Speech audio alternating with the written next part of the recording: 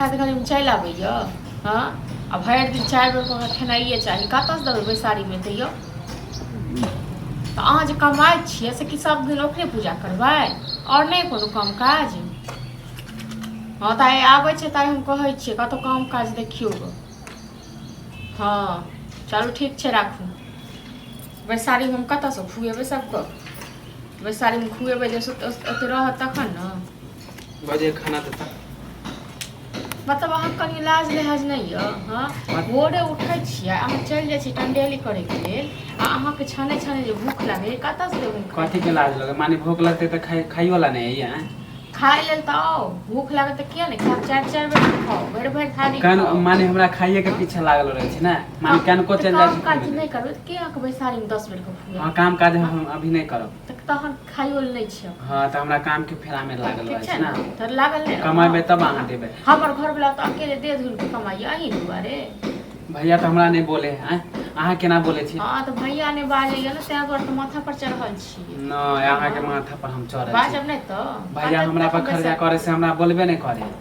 भैया के जानिए लइयो घर में केना की जोड़ल जाय छै से। हां 2 टा रुपया तऽ सब कनका घूमे ला चल जाओ ओहो ले माने चिल लेबे। तो घूमले से अंगना भेट जात। हां त अंगना में रहो, अंगना में रहो। हां अंगनो में नहीं रहू, अंगनो में रहब त मुंगरी ल के ढंगिया के भेज दे। हां ठीक छै ना, काम करू ग, कमाया कइन के दिया तखन देब खाइ ले।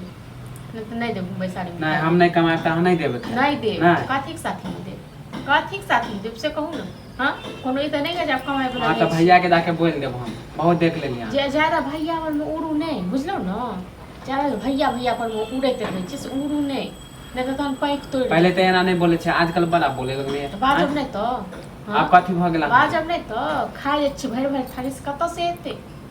हां काम काज देखियो, काम काज करियो। देखो छोट छोट लोग काम काज करे छी, लेकिन अहाँ लेल कोनो अथिए नहीं। छोड़ू ना त दूसरा के केला हम नहीं जाती दूसरा के। जिंदा छी अहाँ के जे भै पर वहां छी कते दिन हम। अच्छा त बात यहाँ है, माने हमरा से छोट छोट कमाए त ओकरा देख देख के माने हमरा अथी करे छै ना। हां त करब नहीं तो करब ना होय।